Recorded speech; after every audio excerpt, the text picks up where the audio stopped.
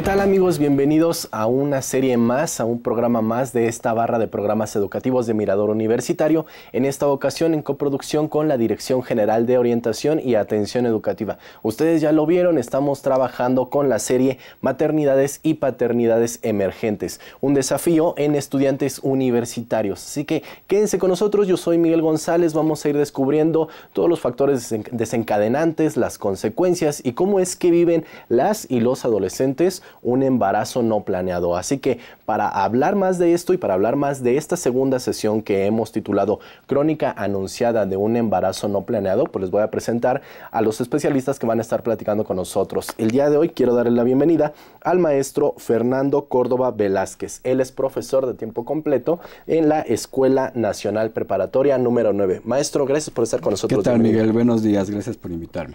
Pues vamos a estar platicando con él y también doy la bienvenida al especialista en estos temas. Él es el maestro Mario Fausto Gómez Lamont, él es coordinador de la Comisión de Igualdad de Género en el SOAYED de la Facultad de Estudios Superiores Iztacala. Maestro, gracias por estar con nosotros, bienvenido. Muchas gracias por la invitación, Miguel. Y bueno, pues vamos a ir descubriendo muchas cosas, ya les comentaba a ustedes, así que quédense con nosotros, formen parte de esta producción y por eso queremos invitarlos a que se comuniquen con nosotros, nos hagan saber todas sus dudas, todos sus comentarios, los teléfonos estarán apareciendo en sus pantallas, los medios de contacto, tenemos para ustedes regalos. Se trata de 5 manuales de habilidades para la vida y 5 manuales de Sexualmente Amando. Así que comuníquense con nosotros y formen parte de esta producción. Les comento que en la sesión anterior, una de las cosas que observamos fueron los factores desencadenantes de un embarazo no planeado. Por eso me gustaría que el maestro Fernando nos recordara un poco de estos factores desencadenantes, por favor. Claro que sí, Miguel. Pues sí, como ya lo mencionas, en el programa anterior se señalaron algunos factores de riesgo para el embarazo no planeado. Podríamos dividir estos factores de riesgos en dos, en estructurales y en individuales. Dentro de los estructurales tendríamos el acceso a la educación y a los servicios de atención sobre la sexualidad y la planificación familiar, que no es tanto el caso de nuestra población. La presión social y la influencia de medios de comunicación que promueven una serie de mitos sobre la sexualidad. Una inadecuada educación sobre sexualidad y de la cual vamos a hablar más adelante un poco más. Y factores asociados a la familia. Entre ellos podríamos mencionar a aquellas familias donde hay una mayor tolerancia a los embarazos del adolescente, dado que hay varios embarazos, ya sea en la familia nuclear o en la familia extensa de adolescentes. O incluso la propia madre de la familia pudo haber sido una madre adolescente. Por otra parte, tendríamos ambientes familiares disfuncionales en donde hay la presencia de violencia, de uso de drogas y alcohol que hacen que el embarazo adolescente se vea como una salida de ello.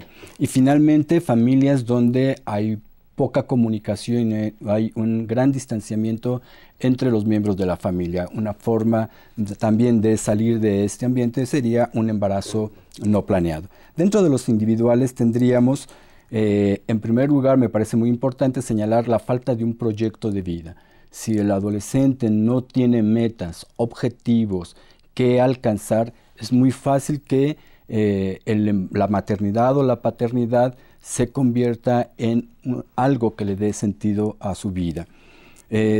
Algo que atañe mucho a nuestra población es el consumo de alcohol y drogas. Bajo estos efectos es muy común que los adolescentes tengan toda una serie de conductas de riesgo, entre ellas las relaciones sexuales sin protección.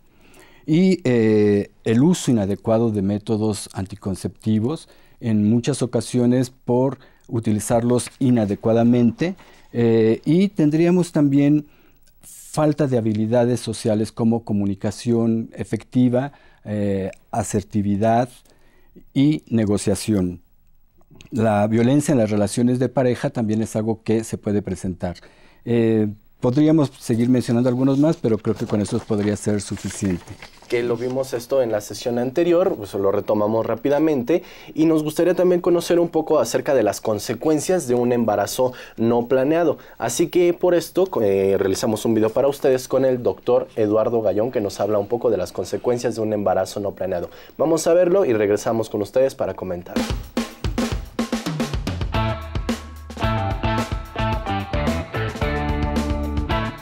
¿Quién es la que su cuerpo va a cambiar con el embarazo? La que va a llevar las molestias del embarazo, la que va a notar los cambios en su cuerpo, porque su cuerpo cambia, las jovencitas creen que siempre se van a quedar así. Y entonces, ¿qué pasa? Pues que la chica no acude a su control prenatal y ese es el principal factor de riesgo. La Organización Mundial de la Salud reporta que una mujer que acude a menos de 5 atenciones prenatales durante su embarazo, eso ya se considera embarazo de alto riesgo. ¿Por qué? Porque con las atenciones prenatales se pueden detectar las principales complicaciones. ¿Cuál es la principal complicación durante el embarazo? La principal complicación médica es la infección de vías urinarias. La infección de vías urinarias va evolucionando y da lugar ¿a qué? Da lugar a amenaza de parto pretérmino. ¿Por qué? Porque las bacterias producen unas sustancias que se llaman prostaglandinas que favorecen las contracciones. Y esas prostaglandinas van a favorecer las contracciones, pero van a favorecer también la ruptura de membranas, ¿sí? O lo que le llaman la bolsa. ¿Y cuál es el problema? Uno de los principales problemas que tiene la adolescente embarazada, la prematurez, que tiene niños que no son suficientemente maduros. En condiciones normales, la mujer embarazada debe de recibir suplementos de hierro. ¿Por qué? Pues porque el producto que está formando, ¿verdad?, necesita más hierro para la formación de su sangre.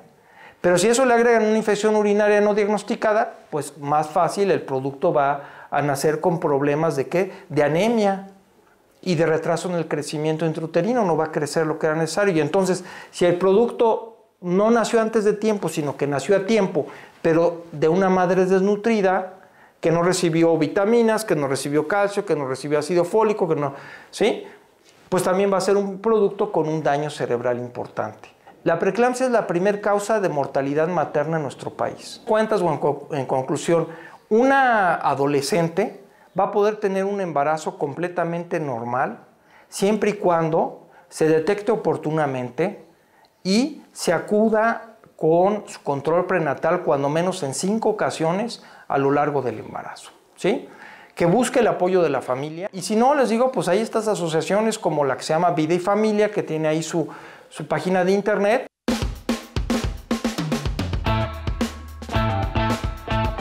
Bien, amigos, bueno, pues ahí están los comentarios del doctor Eduardo Gallón, que nos habla de las consecuencias del embarazo no planeado.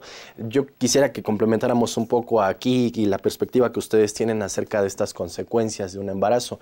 Maestro Fernando, ¿qué nos podría comentar con respecto a esto? Bueno, como se puede observar en el video, el doctor Gallón aborda todas las cuestiones que tienen que ver con la salud física y por ello ya no ahondaré más en ello, pero sí me parece importante ahondar en algunas consecuencias que tienen que ver con aspectos psicosociales. La primera de ellas es que se va a presentar una crisis en la identidad, dado que el adolescente está justamente en búsqueda de esta identidad. Hay toda una serie de cambios abruptos que hacen que el adolescente entre en cierta crisis. Con estos cambios que va a traer consigo el embarazo en la mujer, en su cuerpo y en las nuevas actividades que van a realizar, va a generar toda una serie de crisis de identidad. Dependiendo de cómo sean las circunstancias del embarazo, puede también estar acompañado de sentimientos de culpa y de crisis emocionales. Esto puede hacer que se incremente el estrés y algo que nos preocupa mucho es que una consecuencia que se podría presentar es la deserción escolar.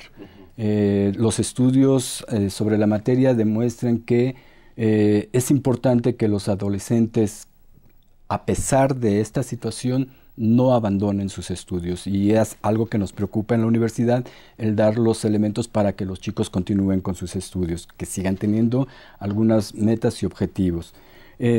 Otra de ellas es que hay discriminación en los contextos en los que se mueven. En algunas ocasiones los padres van a generar matrimonios forzados con todas las consecuencias que esto conlleva para la propia pareja e incluso para el bebé. Es muy común que incluso estos matrimonios forzados al poco tiempo haya una separación.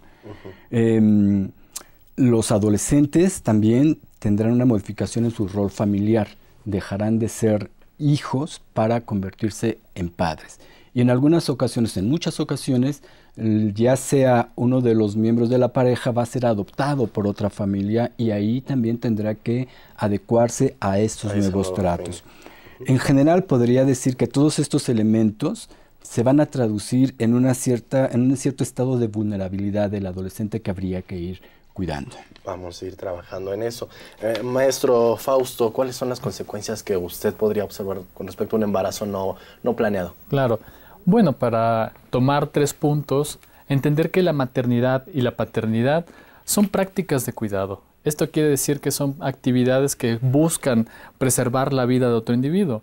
Y desde la psicología y más la terapia sistémica con una perspectiva de género, lo que se preguntaría es cómo una familia se puede configurar con 2 miembros que tienen 15 y 16 años, ¿verdad? Porque aquí estamos hablando de que los jóvenes están buscando más la sexualidad, explorar la sexualidad, que prácticas de cuidado. Entonces, las consecuencias, como bien lo mencionó el maestro Fernando, tiene que ver con una serie de crisis circunstanciales que va a modificar todo el sistema familiar. Va a activar los recursos de quienes son los más cercanos, va a acercar a quienes quizás eran los más distantes y también va a dar a notar las características culturales. Por ejemplo, que la maternidad, en tanto mandato biológico, se convierte en algo obligado. Y la paternidad, en tanto que el padre lo reconozca como fruto de su relación con la mujer, va a asumir la paternidad. Entonces son factores que se van a ver configurados, se van a activar y van a probar a la familia de qué tanto pueden tener cohesiones y se pueden adaptar a esta nueva circunstancia. Algo que es bastante difícil, ¿verdad? Más porque vamos a ver continuamente estas jefaturas femeninas y que están relacionadas con pobreza y carencias sociales. Entonces las consecuencias son en micro y macrosistemas. Claro, y son diferentes para los que pueden ser los futuros padres o las futuras madres. Así es. Bueno, vamos a ir trabajando más adelante cómo lo viven las y los adolescentes estos embarazos, pero antes de esto vamos a conocer un poco de cómo lo ven los muchachos a través de un sketch que hemos trabajado con este colectivo de universitarios de Machín TV. Vamos a ver cómo ven ellos las consecuencias de un embarazo. Vamos con este video y estamos de vuelta con ustedes, amigos.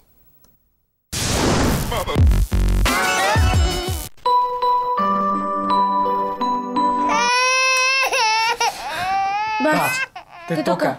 No, te toca a ti. Ay, yo fui la última vez. Ay, tienes que ir tú. La última vez fui yo. Incluso fueron 2 veces seguidas. Ay, no inventes. Yo fui la ocasión en la que se puso a chillar toda la noche y le cambié el pañal. Ni me recuerdes por qué esa vez te fuiste con tus amigotes y ni siquiera hiciste las compras y cuando regresé el bebé ya tenía una revista de pañal. Óyeme, la víctima fui yo. Sacrifiqué mi revista favorita para que el bebé tuviera un pañal. Además, tienes que admitir que se veía muy bien con la revista de Playboy. ¡Fede! Bueno, yo hubiera podido hacer las compras si cierta persona no se hubiera llevado la camioneta toda la tarde. Tenía que ir a la escuela, ¿sí? Tenía que ir a la escuela. Ahora sí te importa la educación, pero claro, cuando estábamos estudiando, bien que me sonsacabas para que no entráramos a clases y nos fuéramos a tu casa cuando no estaban tus papás. Ese eras tú, Fede. Bueno, eso no importa, ¿sí? Además, vamos a solucionarlo. Piedra, papel o tijeras. Bueno, va. Piedra, papel o tijeras. ¡Ah! ¡Sí! ¡Sí! ¡Las poderosas tijeras! ¡Tu cara! ¡Ay, no! ¡Revancha! No, la revancha es para los débiles. Ay, por favor, tengo que ir a la escuela mañana. No hay poder humano que me lleve a esa habitación con esa máquina de hacer popo. Ay, te amo, tijeras. ¿Estás seguro? Porque si logras dormirlo te daré una recompensa. Uy, ¿quién es un buen niño que se va a dormir para que su papito tenga un poco de acción esta noche, eh? ¿Quién es un buen niño? ¿Quién es un buen niño?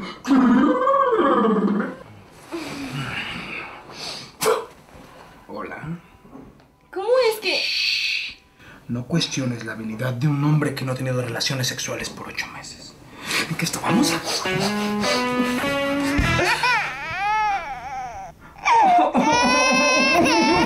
Vas.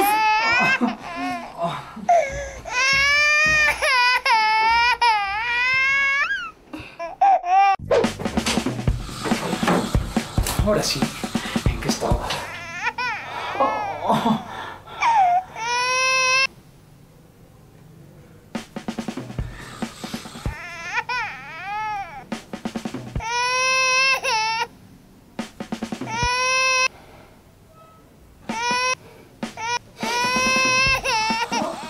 Lástima, campeón. Ve a dormir.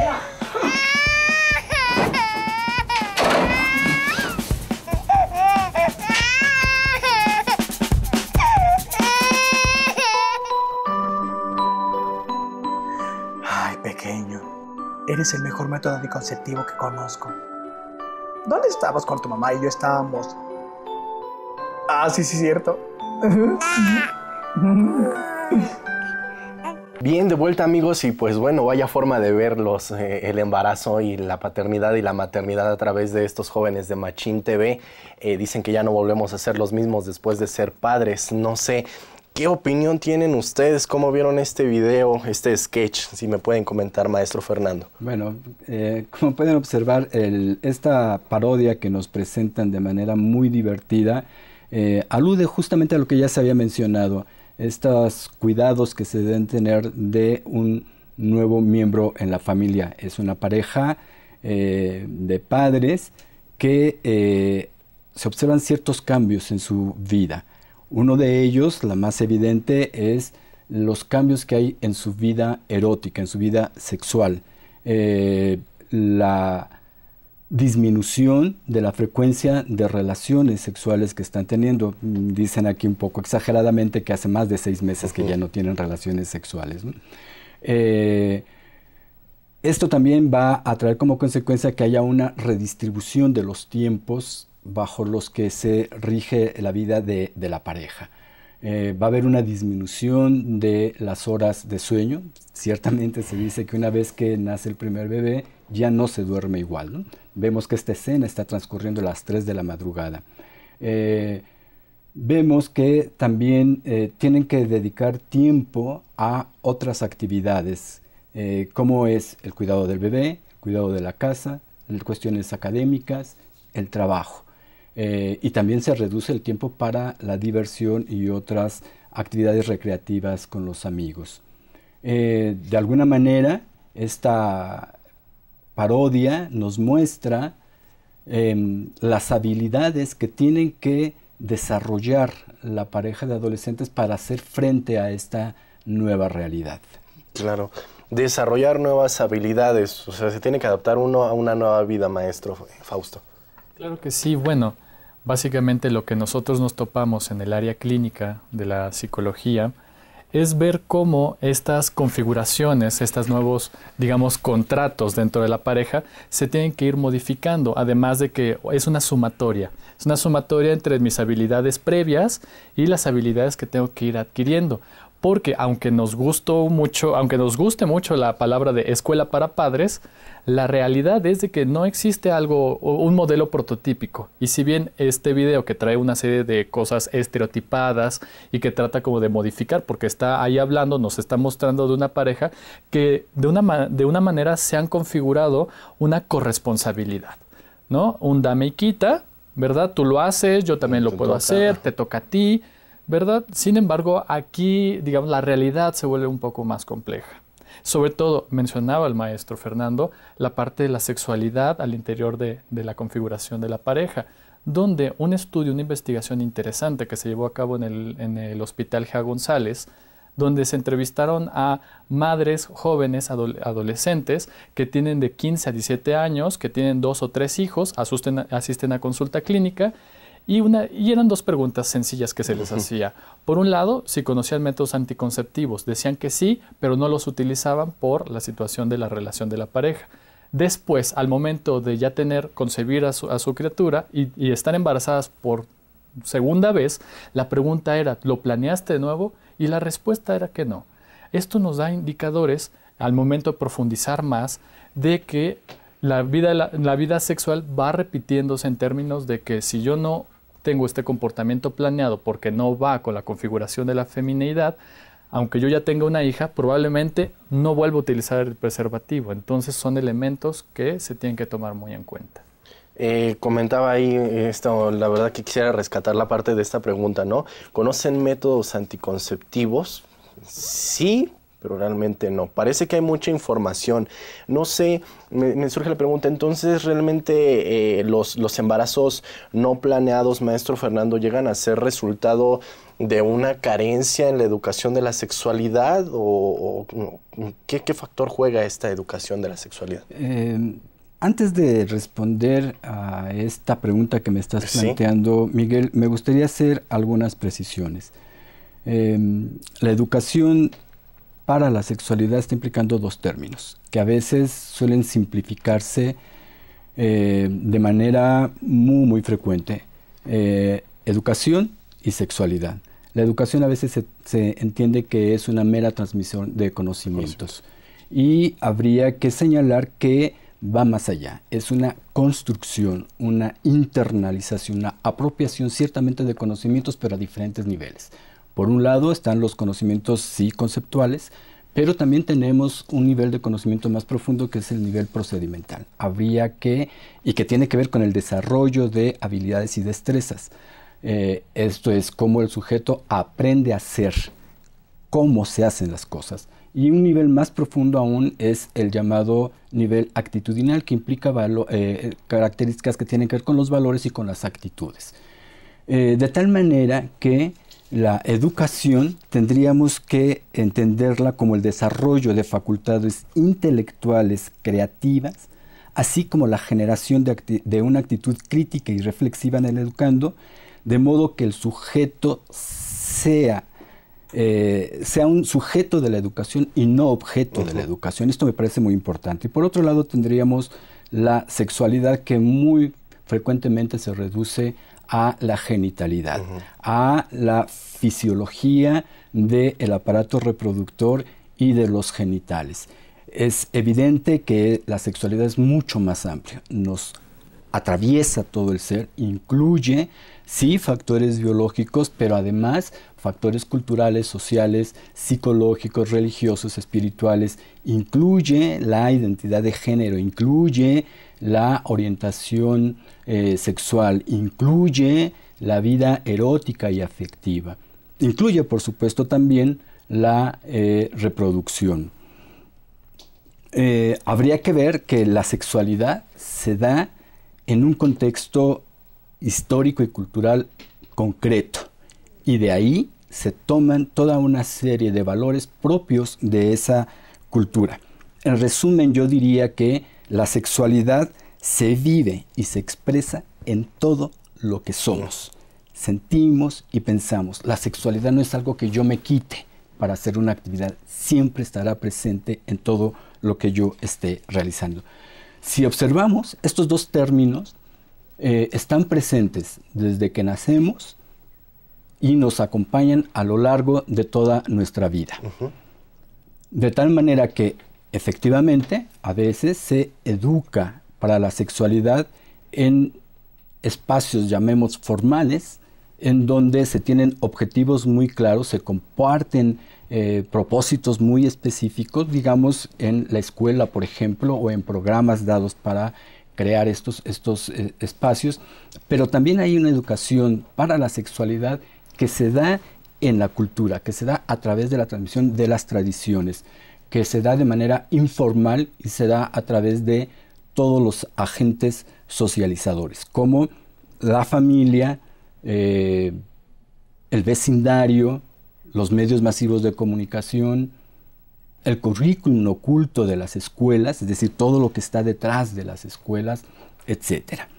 Así es de que educar para la sexualidad no es algo que elijamos, se da siempre. De lo que se trataría es de generar los espacios adecuados para que podamos dar una sexualidad que le pueda brindar herramientas importantes a los estudiantes para que puedan alcanzar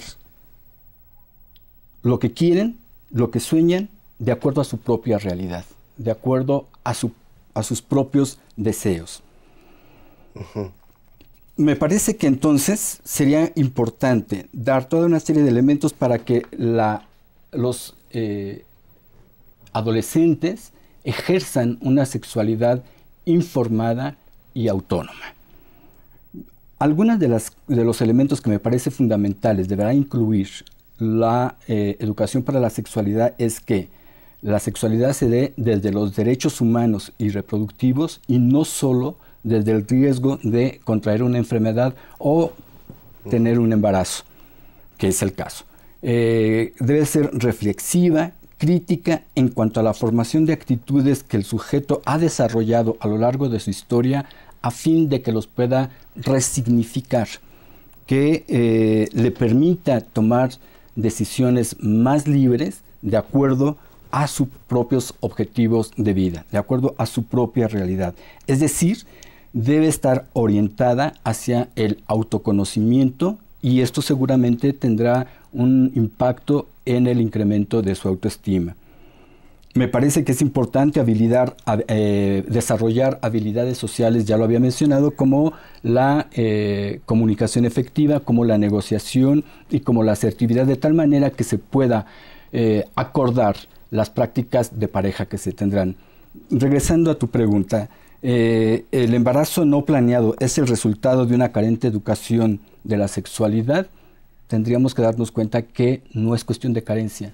Siempre hay una educación sexual. El problema es que a veces esta educación sexual es inadecuada y inhibe el desarrollo del adolescente. Hay tanto que trabajar, hay mucho que hacer, la verdad. Y bueno, pues por eso es que estamos realizando esta serie de programas. Vamos a platicar más adelante acerca de cómo se vive, cómo poder estar preparado ante estas situaciones. Antes vamos a una pausa. Recuerden que estamos obsequiando para ustedes habilidades para la vida y sexualmente amando, 5 manuales de cada uno. Los teléfonos aparecen en su pantalla para que se comuniquen con nosotros. Vamos a pausa y estamos de vuelta con ustedes, amigos.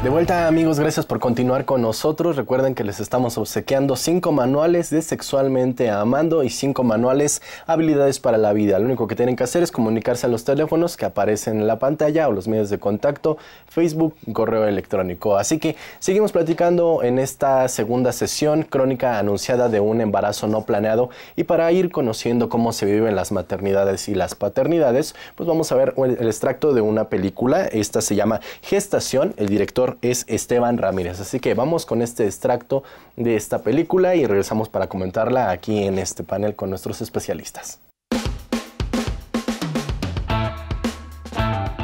Tu suave callar. Me gustan las sombras de tus ojos. Tus labios pintan. Pero es imposible. Es imposible. Nada más lo hicimos una vez. Usted ya lo sabe. ¿Por qué, Jessie? ¿Por qué? ¿Ah? ¿Por qué? No entiendo. Dígame, ¿qué vamos a hacer, ah? ¿Usted pensó en eso? ¿Ah? ¿Y vos crees que sos el único con quien esa muchachita se acostó? No sé quién es Jessie, ella no es ninguna cualquiera. Sos un irresponsable. Los dos son irresponsables. No te imaginas lo que acabas de hacerme. No te podés imaginar. Es cierto que yo acepté que Jessie viniera sin uniforme y que recibiera clases por tutoría. Pero de eso a que la escondan como que si fuera una delincuente... Doña Maribel, nadie le está escondiendo. Entonces, ¿por qué no le permiten salir al recreo y entrar por la puerta principal como todas sus compañeras? ¿O es que acaso no quieren que se sepa que estudie aquí? El colegio le ha dado a Jessie la oportunidad de estudiar. Eso es lo que importa. Yo personalmente creo que es mucho más seguro para ella entrar por la puerta de atrás. Yo ya lo pensé bien.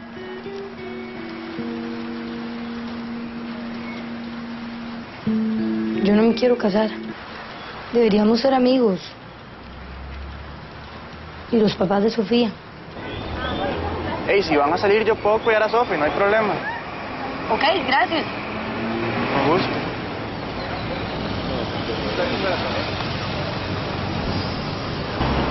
Tienes que irte a la U, ¿verdad? Entonces, no te quito más tiempo. Bueno. Un beso. Chao, gracias. Chao. Jessie, me dejaste olvidado.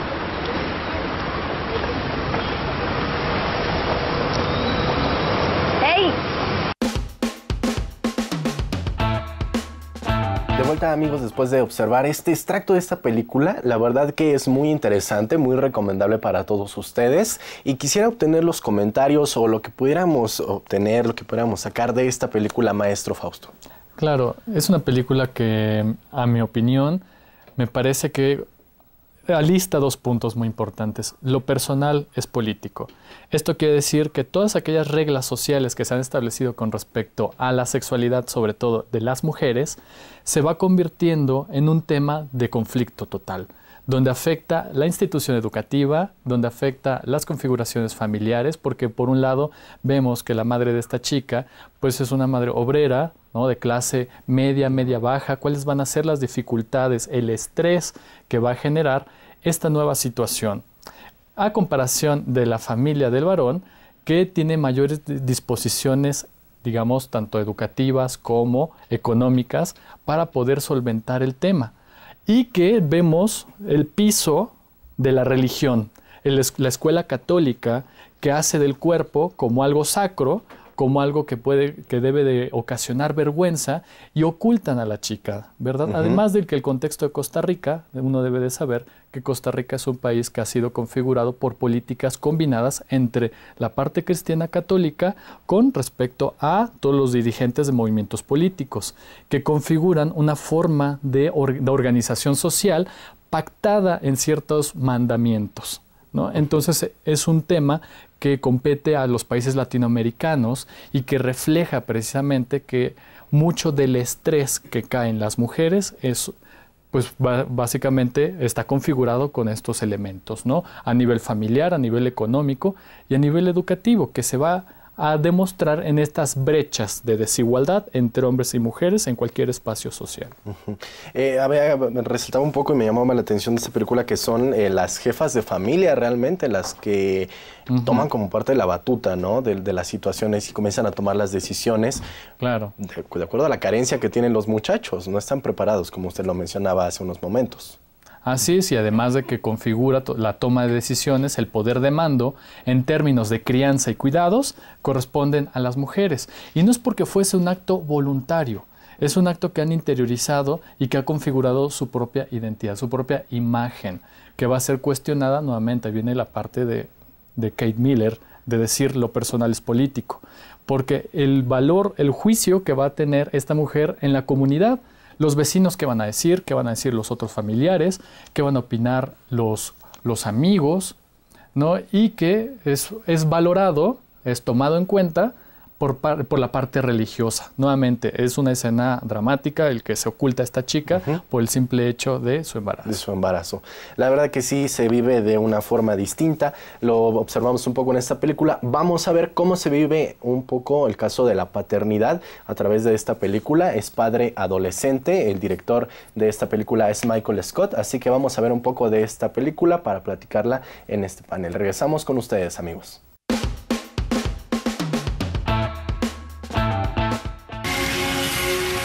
Siempre estaremos juntos, Kaz. La luna también es nuestra. Estoy embarazada.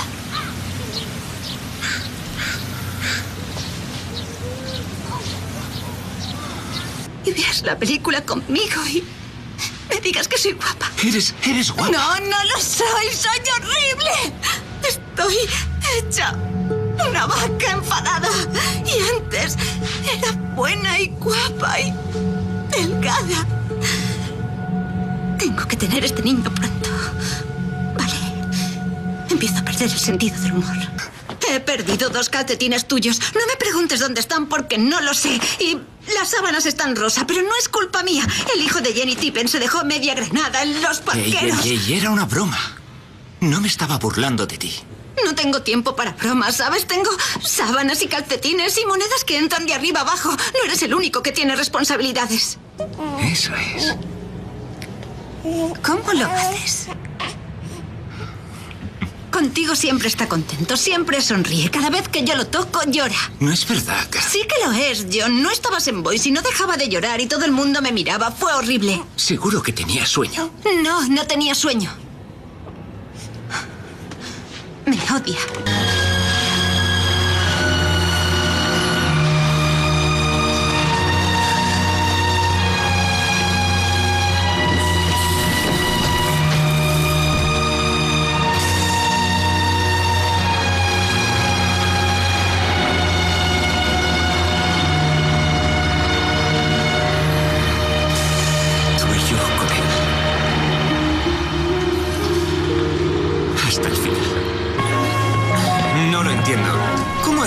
No viene a cuidar a... Tiene un trabajo a jornada completa y además no se lo he pedido. Vivo aquí hace 30 años y nunca he tenido tantas cosas. Din, din, din, la campana del camión hace din, din, din, siempre igual. El pito del camión hace pi, pi, pi, pi, pi, pi, pi, pi, pi. El pito del camión hace pi, pi, pi, siempre igual. De vuelta, amigos, y bueno, pues parece que es muy difícil ser padre y ser estudiante, un poco de lo que vemos en esta película Padre Adolescente. Maestro Fernando, ¿qué podemos rescatar de esta película? ¿Qué nos comenta usted? Bueno, la película nos muestra a una pareja de adolescentes un poco estereotipada, una pareja perfecta, son de clase media alta, que están profundamente enamorados, pero que tendrá que separarse, pues uno de ellos, John, tendrá que ir a hacer estudios a Harvard. Katy, en este amor romántico, en esta idealización que tiene de la pareja, decide no separarse de él y decide embarazarse, con la certeza de que él se va a casar y la llevará a vivir con él a Harvard. Esto va a traer cambios muy importantes en su vida general, en su vida de pareja, pues ella tendrá que renunciar a todo, a toda su vida anterior para irse a vivir con él a Harvard. Las responsabilidades que implica tener el cuidado del hogar, los cambios físicos que implica el embarazo, la realidad que está viviendo no va a ser tolerada por ella. Va a caer en una situación incluso hasta depresiva, con una serie de cuestiones irascibles, muy frustrada, y con la esperanza de que el embarazo, el nacimiento del bebé pueda poner fin a esta realidad que de pronto se vuelve insoportable, agobiante para Katy. una vez que llega el nacimiento del bebé, no puede vincularse con ella. Y esto es importante porque rompe con dos estereotipos de la maternidad y la paternidad. La madre no se puede vincular con el bebé. Hay toda una serie de sentimientos de rechazo. Tiene dificultad para vincularse afectivamente. El padre, al contrario, logra vincularse y logra establecer una relación de sostén. La mujer decide bajarse del tren, regresa a su casa, y entonces el padre va a adoptar el cuidado del bebé. Algo que se observa a pesar de todas las cualidades que tiene el padre, se requiere de apoyo que le va a brindar una madre que se encuentra sustituta y el apoyo de profesores para que pueda alcanzar los objetivos que se ha planteado. Pues realmente es muy interesante también ver esto, ¿no? El apoyo de otras personas, el apoyo de la familia, cómo estas mismas familias han sido educadas. Así que vamos a ver un poco más de lo que nos habla, o un poco más de este tema, en voz de otro de los especialistas que está participando con nosotros. Él es el licenciado Rubén Hernández Duarte, que es del Centro de Investigación y Estudios de Género de la UNAM. Así que vamos a ver qué nos dice él y estamos de vuelta para platicarlo ya prácticamente en el cierre de nuestro programa. No toda la educación sobre sexualidad que se imparte en espacios formales e informales tiene perspectiva de género. De hecho, se podría decir que incluso habría conocimientos que tenemos sobre nuestra sexualidad que llegan a ser sexistas. Una educación sobre la sexualidad con perspectiva de género lo que nos permitiría visibilizar es cómo las personas, además de tener un cuerpo sexuado, son personas que han interiorizado, o sea, que han aprendido a usar ese cuerpo a nombre de una expectativa social de qué es ser hombre o qué es ser mujer. Las expectativas sociales sobre qué es ser mujer o qué es ser hombre están moldeando los comportamientos de las mujeres y de los hombres. Ahora también sabemos que las mujeres y los hombres no se cuidan de la misma forma al momento de tratar de prevenir la concepción o el embarazo. Los mandatos del género hacia el funcionamiento de cómo la masculinidad y cómo la feminidad influye dentro de nuestras decisiones, me parece que ganaríamos mucho más. Que las personas sepan cómo funcionan sus cuerpos es muy, muy importante. El género influye de una manera muy, muy importante en los comportamientos de sexualidad de las personas. De hecho, hay estudios que muestran que muchas veces las y los jóvenes tienen información sobre salud sexual y reproductiva.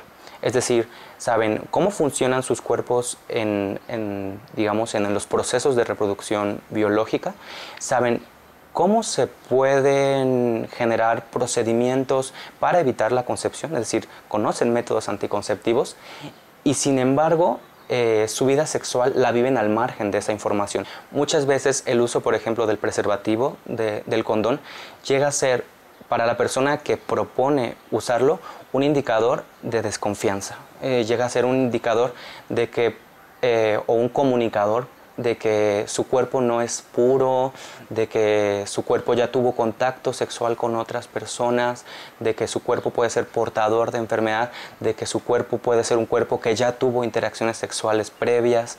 Si sabemos que además de que la maternidad y la paternidad tienen una dimensión biológica, las mujeres y los hombres dentro de la reproducción no solo juegan un lugar biológico, sino juegan un lugar simbólico, un lugar culturalmente asignado. Usualmente las mujeres que son madres ocupan por default la categoría de cuidadoras principales de las personas que son creadas dentro del proceso de reproducción y que los hombres ocuparían el lugar de proveedores. Digamos, hay imaginarios también que permitirían una distribución de los cuidados y de la responsabilidad de la reproducción que no necesariamente iría sobre el plano de las mujeres cuidan y los hombres proveen. En la medida en que los jóvenes conozcan cómo funciona el género, conozcan cómo impacta el género sobre sus vidas, nos parece que van a poder tomar decisiones mucho más autónomas, mucho más dirigidas al placer de sus cuerpos, mucho más dirigidas a satisfacción sin riesgo, a satisfacción sin consecuencias no buscadas y a la plenitud, porque nos parece que conocer las desigualdades de género no solamente nos ayuda a tener una visión crítica y una visión un poco pesimista de las cosas, sino también a que las transformemos. Y entonces, en ese sentido, la información sería una verdaderamente buena herramienta para las y los estudiantes.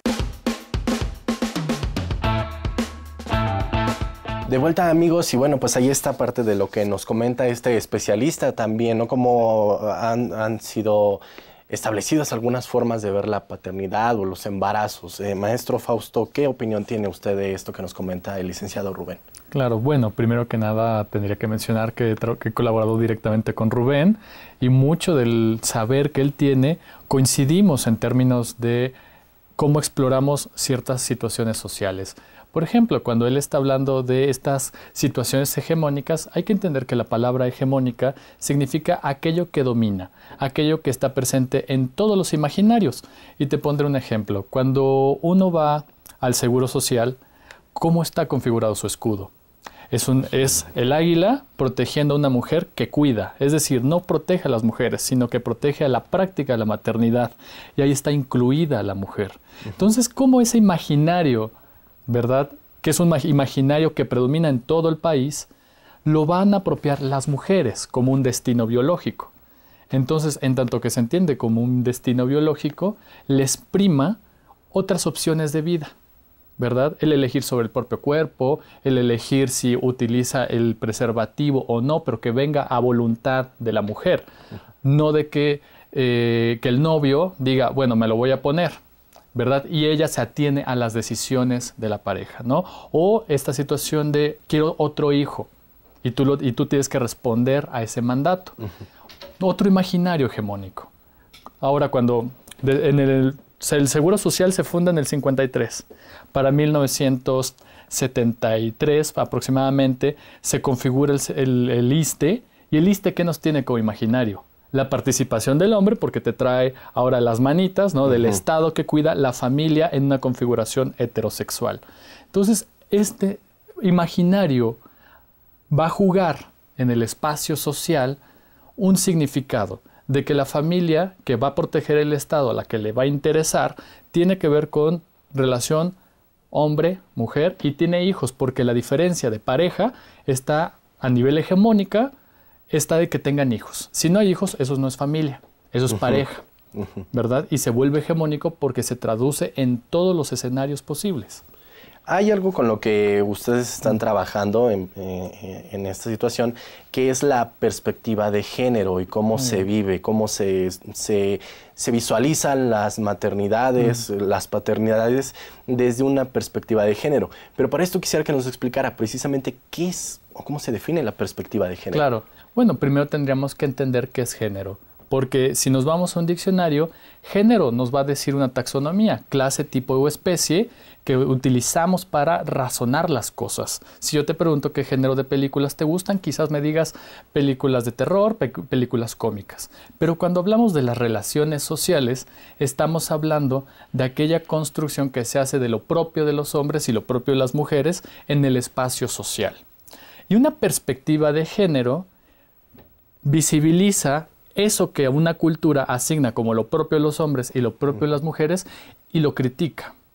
Empieza a señalar que aquello que consideramos como propio de las mujeres, como la maternidad, priva de los hombres su involucración, ¿no?, en la paternidad. Porque en esa edificación cultural da la posibilidad de que el varón a voluntad decida ser padre o no. Y no así para la madre. La madre tiene que, por mandato divino, por mandato biológico, tiene que atenerse a ese mandato social. Entonces la perspectiva de género nos está diciendo, hombre, esto no es igual. ¿Cómo es que uno elige y el otro no?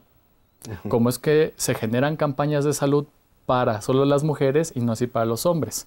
¿No? Donde una campaña, no voy a decir de dónde, que estigmatiza a las mujeres que deben ser las responsables del control natal. No así de los hombres, de utilizar métodos anticonceptivos, ¿no? Entonces eso sería a grandes rasgos una perspectiva de género. En el caso de las maternidades y las paternidades en concreto, ¿cómo se visualiza esto y desde esa visualización del...? En algún punto había compartido que son prácticas de cuidado.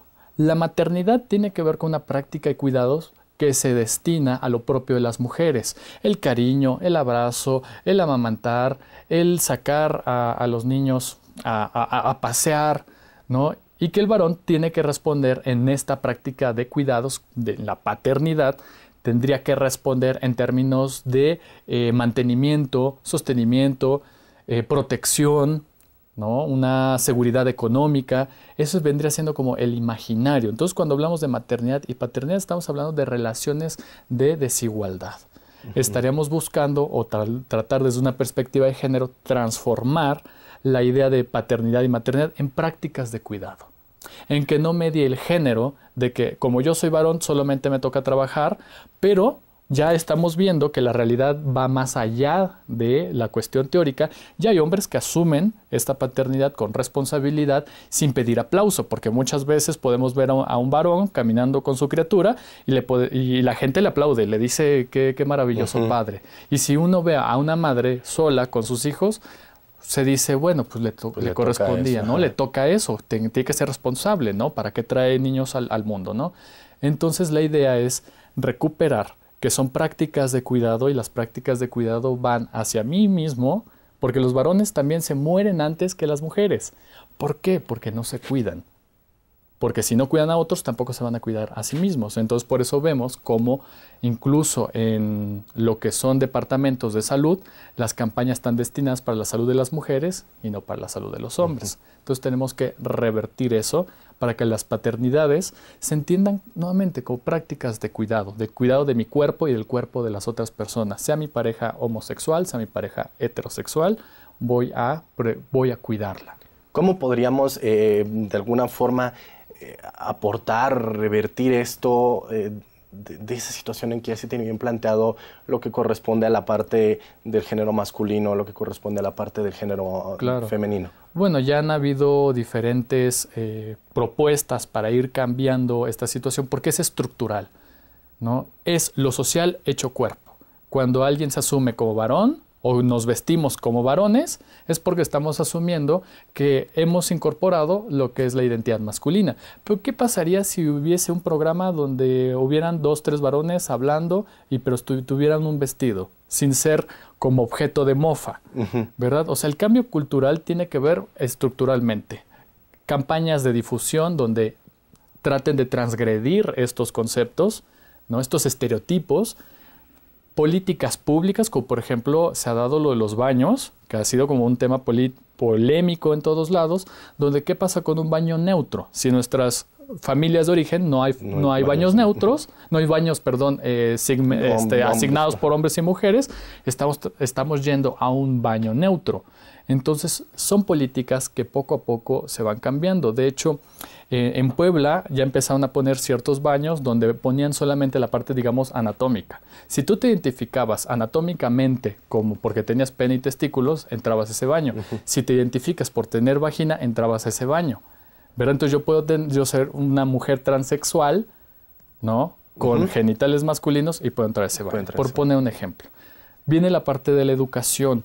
Empezar a poner en los currículums educativos todo lo que es la perspectiva de género, ¿no? Cómo lo tendríamos que nombrar hombres, mujeres homosexuales, mujeres trans, hombres transexuales, hombres heterosexuales, que incluso hacen prácticas de paternidad y maternidad también, ¿no?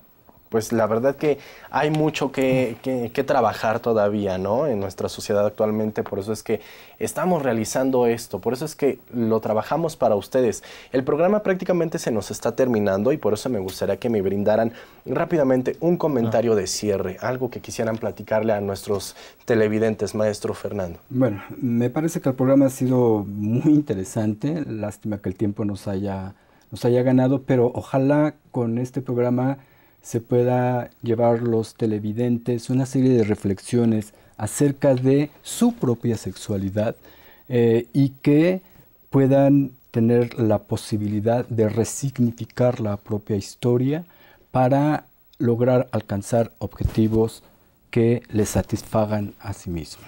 Gracias, maestro. Maestro Fausto, ¿algún mensaje de cierre? Yo creo que es importante acercarnos a este tipo de medios de comunicación, compartir sobre qué es la perspectiva de género, entender que hay algo que le han llamado lo propio de los hombres, lo propio de las mujeres, y que hay que cuestionarlo, ¿no? Para llegar a una igualdad sustancial, ¿no? Que por el hecho de ser varón no tengo mayores privilegios que la compañera, entonces incluso hay que hacer programas donde hayan más mujeres, ¿no? O sea, para tener, digamos, una cuota de género, una paridad en ese sentido, ¿no? Qué bueno que menciona esto, programas con una mayor cantidad de mujeres. Entonces, gracias por esto. Gracias por haber estado con nosotros. Al contrario, Miguel. Gracias a todos. Gracias a ustedes. Y bueno, pues la próxima sesión vamos a tener la participación de padres y madres que pues nos van a hablar, nos van a dar su testimonio en la siguiente sesión, que son relatos íntimos. Así que agradezco a todos los que estuvieron con nosotros, a todos los que se comunicaron. Muchas gracias y los esperamos en la siguiente sesión, que va a ser este panel de testimonios, relatos íntimos. Yo soy Miguel González y hasta la próxima.